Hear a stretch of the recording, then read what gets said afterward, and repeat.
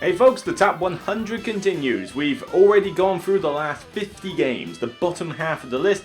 Now we're getting into the top 50, the creme de la creme of the games that I enjoy. Over looking at the stats, what have we got? We have got 3 debuts, 1 big riser, and a fair few, big fallers. So, this one has definitely fluctuated, this section of 10 anyway, compared to the last set of 10 and probably the one before that. That was more and more steady. Certainly some games, will go into my collection and, I'll be like, yes, love these, they're so great. And some of them will stand the test of time and some won't necessarily do so. So some of those move out in order to let, other new games go in, or even some older games that have just kind of been resurrected either with an expansion or more plays. Things like that do chop and change. That's all I can really say, not much to add. Let's get a move on.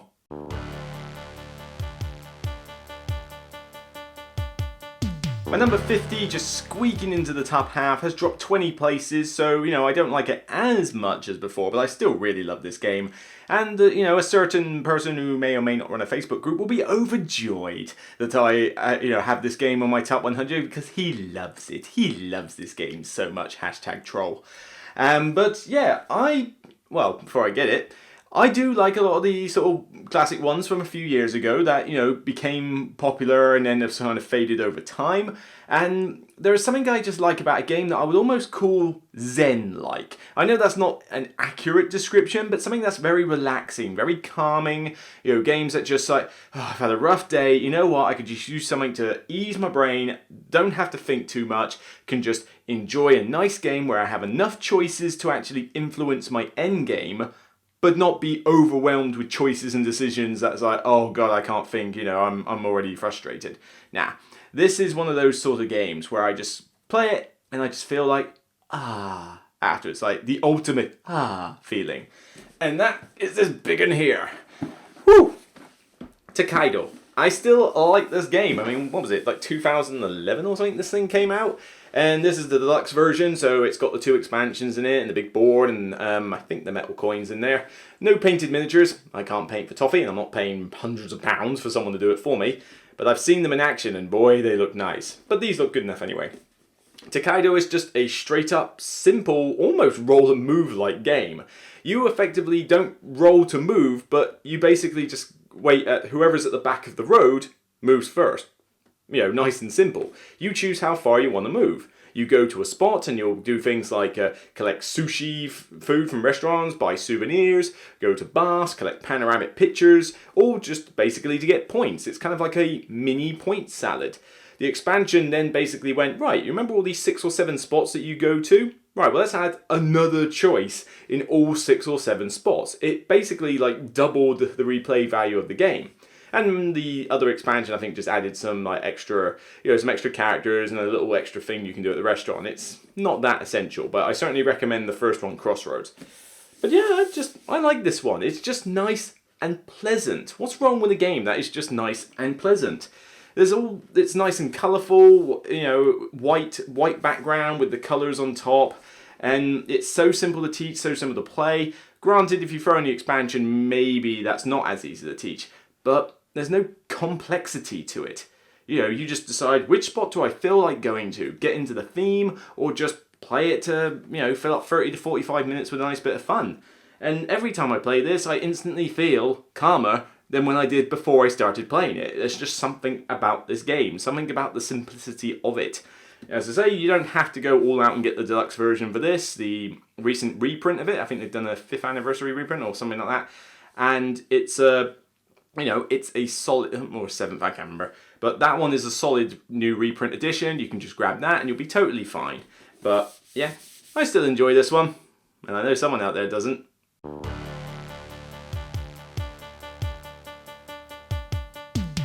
Okay, my 49 is The Climber. This one has climbed 13 places, so it was 62. It is now just squeaked into the top half, and mainly that's just come with more plays. I've only just got the expansion to this, so I haven't had time to test that out yet, but it's mainly because that when I did the top 100 last time, I'd only really sort of just started the campaign. And then, obviously, by the time this top 100's come out, I've finished the full campaign and have more, replay value besides, particularly as I've got the expansion. but I still like playing this even outside of campaign mode. It's essentially a sequel to one of Ryan Luckett's old games Above and Below, which had a mixture of Euro mechanics and storytelling. The Euro game was a little bit flimsy and a little bit bleh, but not horrible, but just lackluster, but I enjoyed the story part.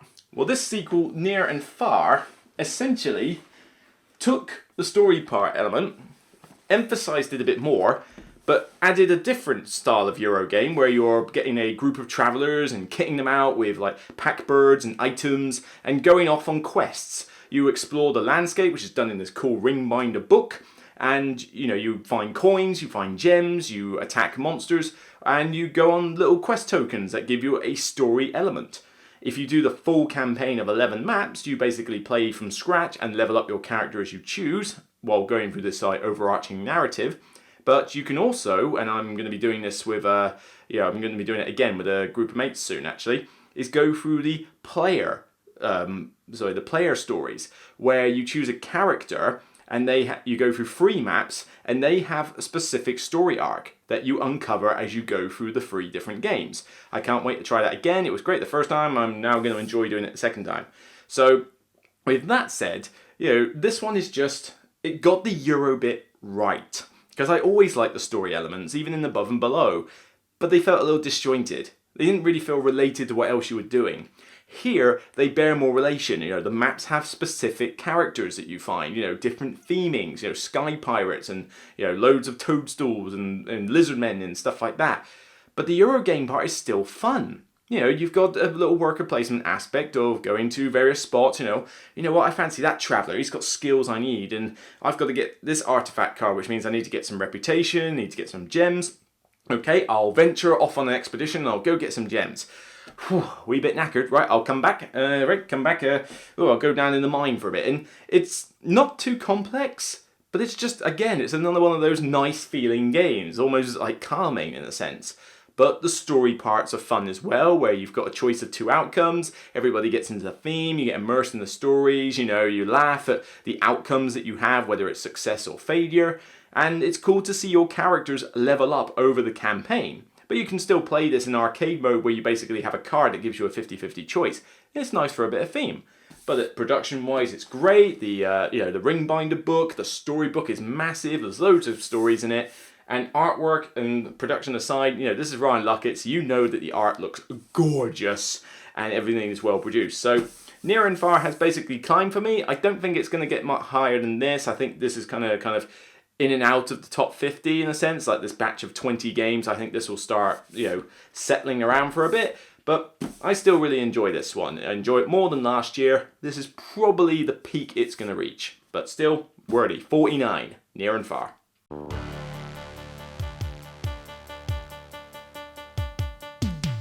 This next game has fallen a whopping 35 places down to 48. Yeah, this was number 13 last year. And the main reason it's dropped a lot is just because there's a lot of other games and this one hasn't hit the table as much. Again, usually due to the fact that 2-player games are hard for me to get to the table and they've really got to stand out in order for me to really keep them on the top 100 as high as they can.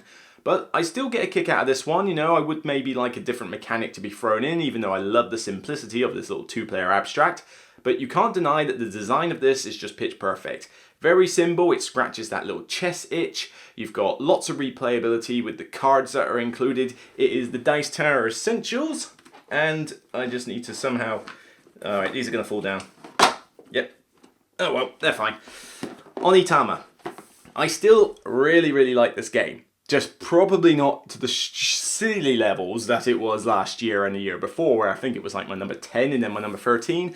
It's just struggled to hit the table because not as many people that I know, go mad for it either. Sorry, go mad for it themselves. But I still really like this. I loved chess. I used to be part of a chess club. I was like top of the league or something, and then in school. And then I played in the pub league. So I've always liked chess. So to have a game that scratches that itch but takes about 10 minutes max is great for me. And I love taking this to Dice Portsmouth events and cafes and teaching this because I can literally teach you the game in less than a minute. It's that easy. And then you can be well underway, and then all the time I see people have game 1, game 2, game 3, game 4. They're constantly trying to best each other at this game, and all you got to do is deal out 5 more cards. You essentially move the pieces based on these 5 cards, but you only have 2 to pick from at any point, and you know that once you use one, your opponent's going to get it eventually. So it's a bit like that Kamisado thing of, I gave you the move to beat me. And it's just, like I say, dirt simple, good production, although I do wish maybe it didn't come in a weird box like this, but, creative packaging. And there's another expansion coming out soon, the Wind of something, I don't know, the Wind of Gambit or whatever, I don't know, that's a scythe. But, another expansion, more cards, maybe another mechanic, I'm all up for it. I'll be grabbing that as soon as it's out. So, I still enjoy it. Oni Tama.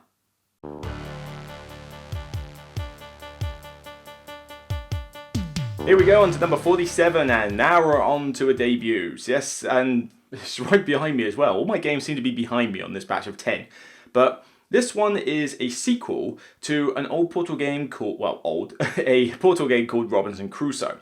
I really enjoy that game, hashtag spoiler, but, this one is a direct sequel to it. That one involved being stranded on an island and having to, survive against the elements, against animals, while you built like signal fires and survived against cannibals. This basically takes that concept, but basically is the Martian, the game, as in the movie. The premise is that you are on Mars, you are part of a team of scientists and astronauts, and you're basically trying to survive on Mars with various problems like your machinery going kaput, your probe going loose, your medicine and food running low and stuff like that. It is very much The Martian, the game. And aptly named, First Martians, Adventures on the Red Planet. This one had a bad upbringing, I'll give it that.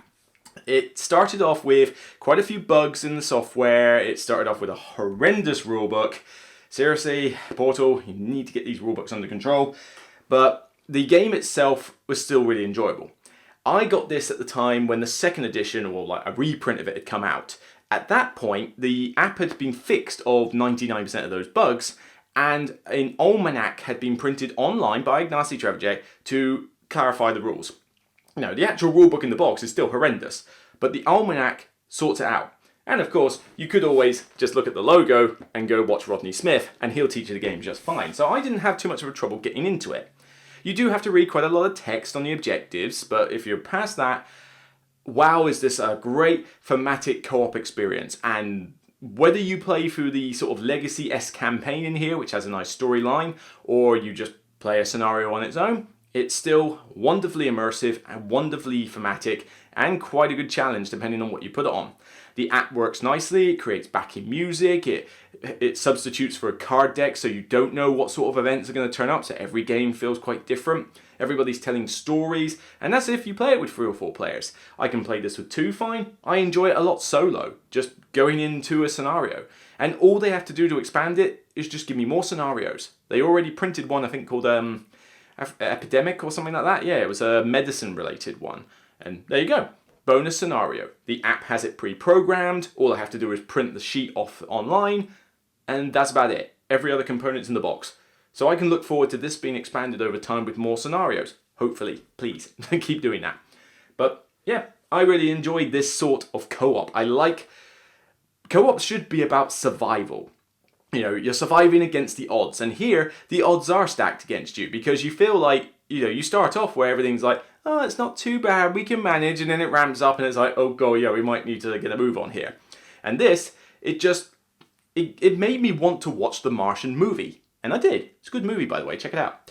But it's something about that. It's, the fact of, we need to survive, guys, how are we going to do this? What's the biggest thing we need to deal with? We could go searching on the probe, but the oxygenator has gone off put, we need to fix it.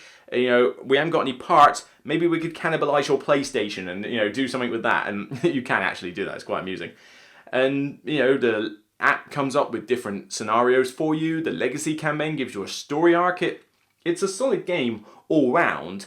But the main reason it doesn't go much higher is because it is quite a lot of rules to do. It is quite complex.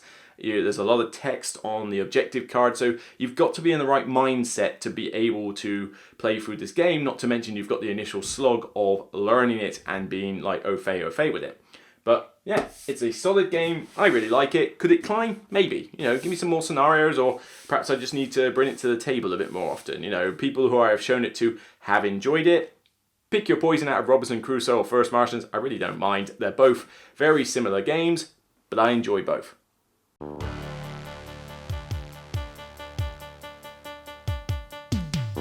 Now we come to a relatively steady faller here, only 5 places, so it was 41 last year, it was on this section of 10, and is this my favourite racing game? I have to admit, is there any racing game higher than this? I don't think there is. No, that's not racing. No, I think this is my favourite racing game. We've already had Downforce, we've had Automobiles. Now we come to my favourite racing game, and a lot of it is down to its simplicity, the fact that it looks really nice, the fact that it's so simple to teach it's unreal. We're talking like Downforce level of simplicity here, and it's got dogs, husky dogs, and I love husky dogs. They are my favourite breed of dog, and just that alone just makes me, I want to race, I want to go on a husky dog sled ride. I really want to. Yeah, if you haven't guessed it by now, then you're never going to. Woo! Snowtails. The recent version, it's got great components, it looks nice on the table, you can design a track how you like, but it's such a straightforward racing game. You have a hand of cards from 1 to 5, you have 2 dogs and a brake. You play the cards, down, at least one a turn in order to adjust your speed and your brake. The difficulty is that you can't go round corners too fast because you damage your sled, and your dogs, if they're not perfectly in sync on speed, then they drift. So if one dog's pulling faster than the other, it drifts to the side. I mean, that's already wonderfully thematic, because that's how it works. But it's just, like I say, very simple. Looks really nice on the table. I mean, you've got the, the kind of, you won't see it from the camera much, but you've got that white and bluish track with the little green miniature trees, your sleds on there. It's just a straightforward, really nice, again, calming racing game. But you've got that tension of, oh, how far do I push it around this corner? Do I damage my sled a little bit in order to get a bit of a boost? Oh, have I got enough speed in order to catch up afterwards? Oh, he's getting ahead, I've got to catch him up. And, it's done and dusted quite quickly. Probably wouldn't play this with 5 very often, 4 max.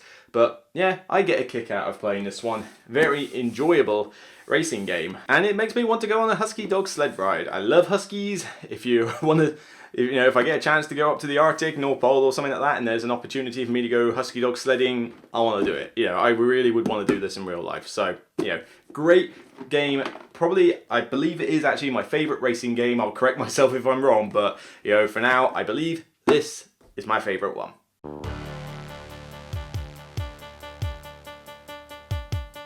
.45 is another debut. Oh, nearly said new debut. I gotta watch myself with that. But this one is you're building a magical library. I didn't think I was going to like it as much as I did when it came out, especially as, there's a fair amount of text to read on a lot of the tiles. But the theme appealed to me. Building a magical library. Okay, fair enough. Library's not exactly the party place to go, but there's not many games about building a library. Least of all, a fantastical library with like wizards and goblins and stuff like that. But it's great that you're building this library for the books. You've got to arrange them in a certain way. They've got to be alphabetical. You're going after specific categories. There's multiple ways to score, like how stable are your shelves? Have you gone for prominent works? Have you avoided banned books? And the locations get more and more more and more varied as the game goes on, and more come out. So your options get greater and greater as it leads up to the climax. The main downside is that there's a lot of text to read on those tiles, and it can be fiddly to explain to new players, hence I have got 2 very good reference aids for this. But, solo or not, I still enjoy Renegade Games X Libris. It's beautifully produced. The artwork in this is gorgeous and colourful, and I love all the in-jokes that you have on the books. They've all got stupid little, names for all the different books, basically, to rip on tropes in fantasy. I mean, just looking on the back here, I can see Yetis and their love of spaghetti, the yesteryear of yore, yesterday never came, and yes, we can trip. Yeah, I mean, they're little dodgy puns and stuff like that, but, puns that would make probably even Paul Harris cringe, but, it's a solid game, with all that included. you can have a bit of a laugh with those jokes, but the whole card management of, I need enough actions to be able to put these books in my library, and there's that tension of, I really want to put this collection of books down, but it leaves a big gap between the letter D and G, and that means that if I pick up a card that's got that letter in it, I can't put it in unless I can do some location shenanigans to shift my shelves around. Add on top of this that you've got a very good solo mode in here, that's quite a challenging one, and that you can have your own player board. So you choose your library and it has a special meeple, each one a special piece meeple that's produced in this game, and it gives you a special ability when using that meeple. And it can be a wizard, it can be a gelatinous cube, it can be a Sasquatch, it can be a fire imp. There's all sorts of weird ones in there, and they're all pretty useful. Granted, I'd argue a few of them are a little better than others, but if that's the case, and someone new's playing the game, I might suggest that they take that particular character and I try something different. So you've got a good amount of variety, you've got a nice entertaining game, good production, and even a dry erase board for the score pad that looks like a clipboard. I need more games to use dry erase methods of, like keeping score, because score pads, I'm almost done with them. I like dry erase boards, they just seem to work so well. So 45, a debut to the list, Ex Libris. Is it going to go higher or lower? Probably remain about the same, maybe drop a little bit over time. I can't see this one getting an expansion anytime soon, and there is that border to entry of teaching the location tiles. But other than that, really enjoy this game by Renegade Games. Took me completely by surprise, didn't think I would like it. It's one of those hidden gems for me. Ex Libris.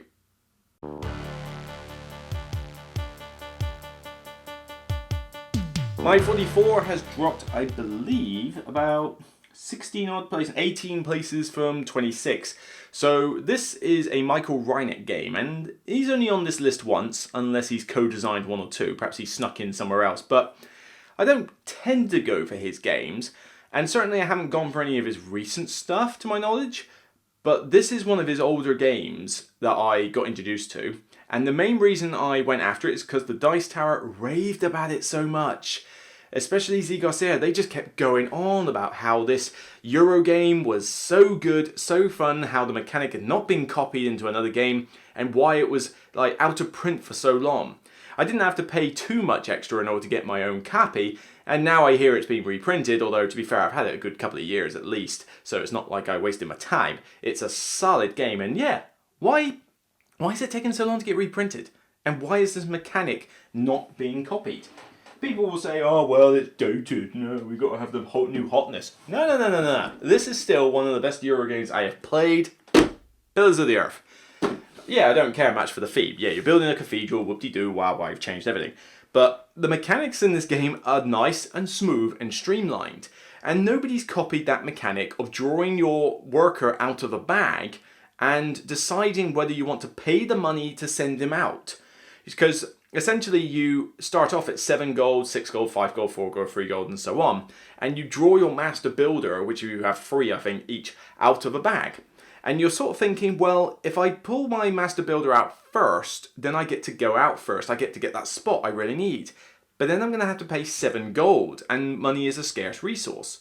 So it's like, do I want my guy to get drawn out first? Maybe I don't. Maybe I want it to wait a little while. Or sometimes you may be like, no, come on, draw me out first. I got all the money, I need to get to that spot, and I know he's going to nick it if he goes first. So there's a great amount of tension. But then you might, not see your guy for ages, and by that time all the spots are used up. And yes, you don't pay much money, but then you don't get the spots you're really after. The mechanic seems to work so well. Some people give it rap for saying, well, there's a luck element to that. Yeah, but a little bit of luck in a Euro is not the end of the world, people, okay? It does not have to be 100% strategic no luck to be a fun game. And if anything, most of those games aren't fun. So, I'll go with this, thank you. And this also introduced me to, what's his name? Oh god, mind blank. Michael Menzel. Yes, Michael Menzel. This introduced me to his art because, oh my word. This will not do it justice. Hopefully I've got a better picture to show you alongside this, but this is possibly the, if not one of the, most beautiful boards I have ever seen. The artwork on this board is beyond sublime. It truly is testament to how Michael Menzel does some of the best boards ever. Some of them may look a little busy from time to time, but as you look at it, they're colourful, they're vibrant, they got little details, like if you look closely, you'll see like two people having a conversation by a barn somewhere, there's a cat in a bush somewhere, and this one, they look so good, and it just makes it pop on the table, which, let's say, first bite is with the eye, you want to draw people to it. But it's streamlined, not difficult, you get the resources, wood, stone, and sand, and you use these different characters, in order to turn them into victory points. So it's a straight up sort of, resource gathering, worker placement game, but that master builder mechanic, the fact that it looks so good, the fact that it's so easy to teach, testament to how in the old days you could have a really fun game that didn't have to be stupidly complicated and not take too long. I mean, this is what, like a 90-minute to 2-hour game, usually takes about, it doesn't usually take 2 hours, but you're talking 90-minute game, and it's all around solid. I really enjoy this one. I don't care if it's an old game, I don't care if it's like, people think it's dated. Well, it's getting a reprint. I look forward to seeing what that looks like, and I look forward to more people hopefully getting their hands on this game finally. For now, you'll just have to come around and play my copy, Pillars of the Earth.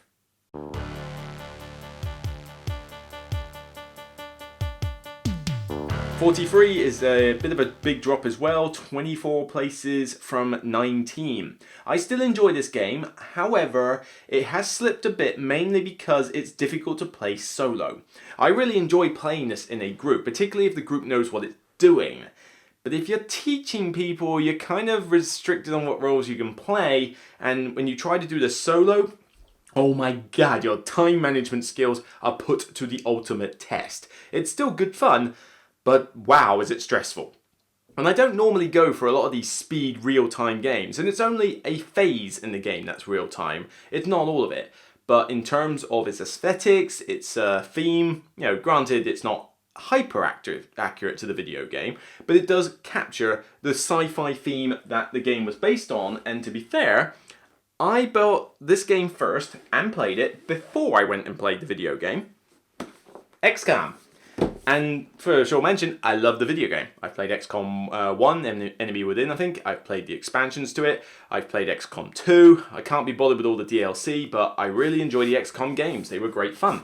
And this one is fun too. You have a speed section where the app, and this was probably the second best implementation of an app I've seen for a board game, where it takes you through all the sound effects from the game and all the intro music and that, and it tells you, like, right, commander, you need to do this now. 10 seconds, go. Right, engineer, do this. Right, squad leader, do this. And each person has their station and their respective tasks and roles when it comes up. You are a co-op and you can confer, but you're going at high speed. You need to be aware of what you're doing, and so new players can get caught out from this.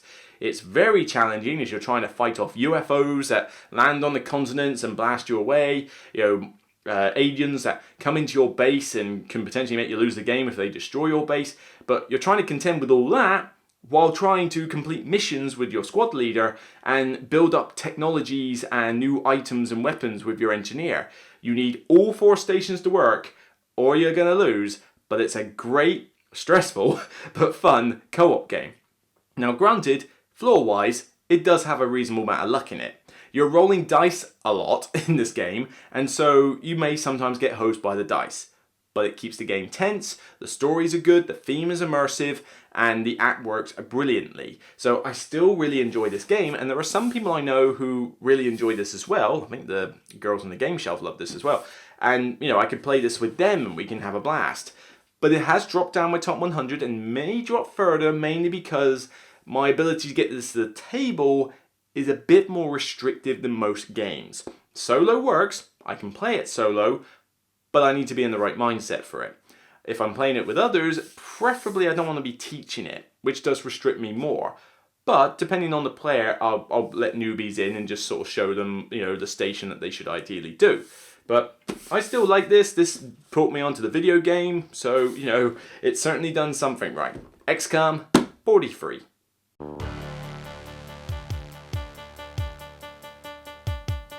And number 42 is a combination of what the top 100 reveals to be my favourite publisher and my favourite designer. And you even want 2 designers, in fact. The combination of Bruno Cathala and Fantasy Flight Games. Although, to be fair, Fantasy Flight Games have put out a lot of games. So for them to be the top of my list is not a massive surprise. But, yeah, Fantasy Flight Games, I've got 12 games on this top 100. So, their sort of games just resonate well with me. This is a reprint of an old game that, again, the Dice Tower went mad over. They kept talking about it, saying that this was a great role selection game, kind of like a sequel to Citadels. That instantly got me interested. It's like, oh, I love Citadels. I want to play another expanded version of Citadels. Where can I get this? Out of print. Fail. It took ages for this to get reprinted, but it eventually did. Fantasy Flight brought out this really nice, really gorgeous edition of it, and it is basically Citadels 2.0. It's the best way to describe it. Mission Red Planet. In here, you are landing your astronauts on Mars, and it's a straight-up area control game. But in order to get your astronauts on the various rockets to go to the various territories, you have to play a Citadel-style role selection game. You simultaneously put down a roll, and you flip it over, and they go in number order from 9 down to 1. And the idea is that each one has a special power that triggers, so you're trying to think, what are the opponents likely to use? Could he screw me over if he goes first? Where's he thinking? Is he going to blow up that ship when I get in it? And because you see what cards everyone has played, you can kind of deduce the likelihood that someone's going to play a particular guy. Or the safety that you're like, everybody's played their 5. That means I can get away with playing the 4 without having to worry that someone's going to beat me on that front. Okay, fair enough. And, there's that cool aspect, but the little astronaut miniatures are great. The sort of jigsaw Mars board with Phobos, looks really cool. The cards and artwork are sublime, but it's not that difficult. And not even that long, actually. I mean, you've got 3 scoring bits, and you've got, 10 rounds or something? It's not a huge amount of, rounds you have. I wonder if I can tell. Yeah, 10 rounds. It's pretty much that. But it's colourful, it looks great, everybody gets into the theme, the role selection's really good. It's just a nice blend of simple mechanics with great art and production, with some light frustration at times with the role selection. But it is basically, I can teach this to a lot of people. In fact, this is one of the few games that works with 5 to 6 players when it goes like 2 to 6. You don't often get that, and yeah, it is 2 to 6. I don't think I've ever played this with 2 players though. But 3 works great, 4 works great, 5 still works, and 6 works. So I can teach this to 5 or 6 players, and it doesn't have to go too long, because most of the role selection is simultaneous, and everything else doesn't take too long to do. You just have more contention over the territories, and that ups the replay value of the game. Not many games can cater for that 5 to 6 player range when they dare venture into that territory. This is one of those exceptions, and it's why it still remains high on my list. I mean, okay, it's dropped a little bit since last year, but still love it. I don't think this is going to drop much further, because it just fills that niche. An expanded, slightly more meatier version of Citadels that caters for anywhere from 3 to 6 players. If I take it to a game night, there's a good chance I can get it to the table, and that's always a plus point. Mission Red Planet, finally mine.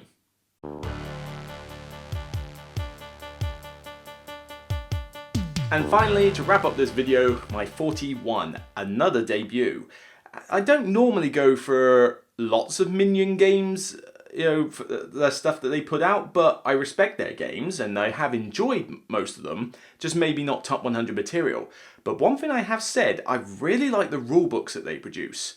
They seem to produce rulebooks that are just super clear for me to understand, whether it's just my style of learning, or perhaps they're just really well written, no matter what the game is. This one I actually touted as having one of the best rulebooks out there for learning a medium weight Euro game. There's another game coming up later on this top 100 which I believe has the best rulebook for learning a game considering it's a heavy weight. But this one is just, I set it out and within like a couple of turns I'm like, oh yeah, I get this. It's an easy one to reference. But enough about the rulebook. The game is a spin-off to a great series of Euro games where you were basically, well, the original one had you building nukes. You didn't launch them, you were just building them. Recently there was a sequel where you were actually stockpiling them in other countries and building subs and bombers. That was okay, but that made like 100 and God knows what, like 140 something, it wasn't that great for me. This one though is fantastic. This is what Minion Games has done as their like go-to game for me.